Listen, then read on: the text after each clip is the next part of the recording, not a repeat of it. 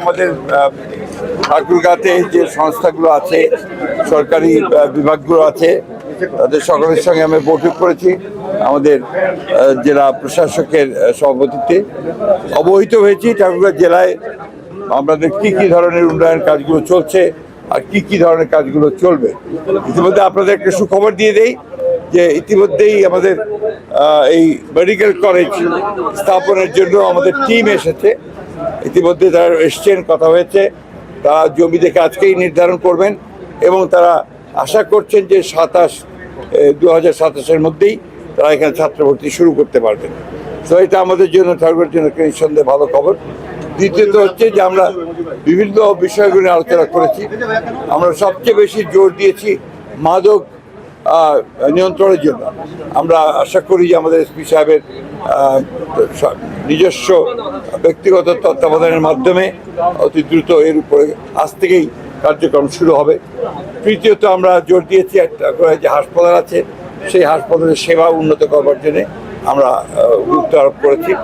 আমাদের ঠাকুরগাঁও পৌরসভার উন্নয়নের জন্য আপনার কাজ হয়েছে, কথা বলেছি। আজকে কৃষির উন্নয়নের জন্য আমরা কথা বলেছি, কাজ করেছি। কত অনেকগুলো প্রজেক্ট আছে, সেই প্রজেক্টগুলোকে বাস্তবায়িত করার জন্য দ্রুত ব্যবস্থা নেওয়া হবে। একই সঙ্গে আপনার আমাদের যে খাদ্য যেটাকে আমরা নিরাপত্তা নিশ্চিত করার জন্য সেই ব্যবস্থাগুলো গ্রহণ করা হবে। এছাড়াও আমরা আপনার মহিলাদের আপনার কর্মকর্মার যে সমস্ত উন্নয়ন কর্মসূচি আছে সেগুলোর ব্যাপারে কথা বলেছি। যুবকদের উন্নয়ন করছে সেটা কথা বলেছি।